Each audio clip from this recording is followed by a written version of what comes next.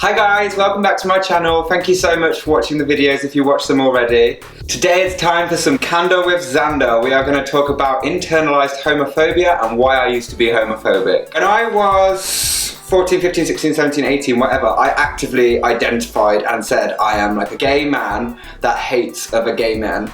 Now I realise this is like a totally horrible thing to say, and it is just the homophobia that the rest of society puts on us, and it was just my way of absorbing it and pushing it back out into the world.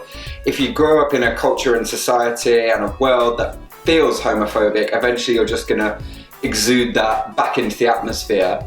So I don't beat myself up about the fact that I used to be a sort of self-loathing, gay-hating gay, but it is great to recognise it and learn to just kind of accept yourself, be yourself, love yourself, all that shit that I support and stand for. So I'm going to talk to you about what it means to be a gay that's homophobic. The way it manifested itself for me was I was bullied a fair bit in school. That sort of thing has an impact on the way that your brain ticks, right? So I saw that as, okay, well, I need to be this, that and the other in order to be accepted in this world, and in order to be happy, and in order to be kind of what other people want me to be.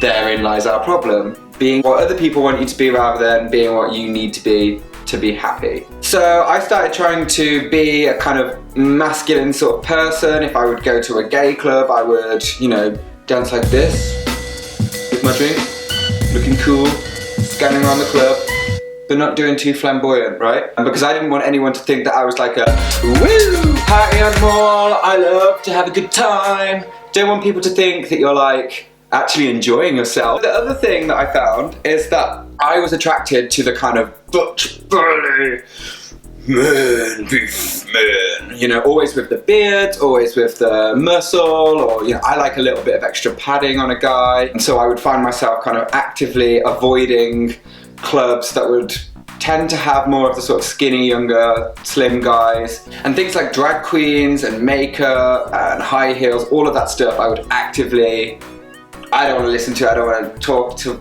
talk about it, I don't want to watch it, I don't want to see it, it's gay, gay, gay. Get the gay away from me. I don't like Beyonce, I don't like Mariah Carey, I don't like Britney, you know, all of those kind of associations and connotations that we make about what's gay and what's straight, what's masculine and what's feminine, they were all very much installed into my brain, and I was conscious of them all the time. Today, I find myself not giving a fuck. I will do kind of whatever I want, whenever I want to.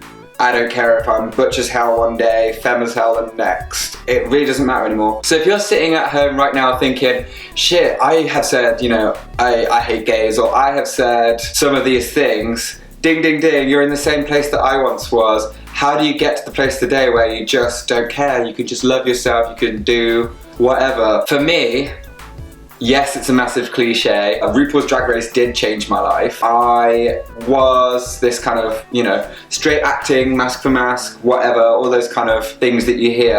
I was one of those guys. And I was never interested in Drag Race or drag or makeup or kind of the queer scene at all until a friend of mine sat down and made me watch Drag Race kind of back to back for a whole day, and was like, at first I didn't want to watch it, I didn't care. By about 2 or 3 episodes in, I started to realise that these kind of people were human beings behind the wigs and the makeup and the heels, and they've had the same struggles that I'd had as a gay man, only intensified because they were trying to be these bigger, bolder characters that go more against society than I was, by being this kind of heteronormative homosexual. There's a lot of big words there. So I was really inspired by the characters and the people in the show who were able to be completely unapologetically themselves. They did not care what people thought of them, they just loved their artwork, loved their passion, and went for it no matter what. And that is something that I never did as a kid, never did as a teenager. Something that I always wish I would do is just kind of pursue things without fear of being held back by other people, without fear of being judged, all of that stuff. So I'm not saying if you watch 3 episodes of Drag Race, your life is going to be changed. You have to allow yourself to broaden your mind, right, and open up to the world around you.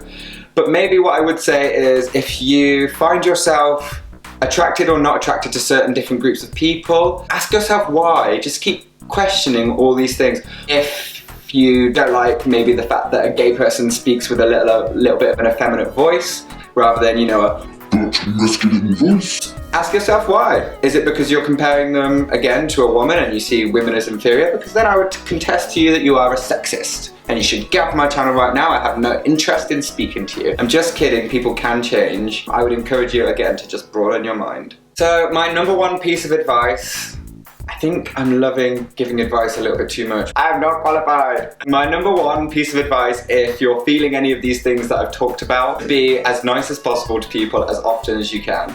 Because you never know what other people are going through, you never know the journey that they've had to get to the place where they are today, and really nothing bad is ever going to happen from you being nice. Thank you so much for watching my video on internalized homophobia. If you did like this video, please go ahead and give it a thumbs up. And also please, please, please, please subscribe to my channel and share it, because I am really having a fun time making these videos and I would love it if people were actually watching them. A lot more people anyway. I'm also on Twitter, Snapchat, Instagram, Facebook, wherever. Just find me, all under Tondroff. It shouldn't be a problem.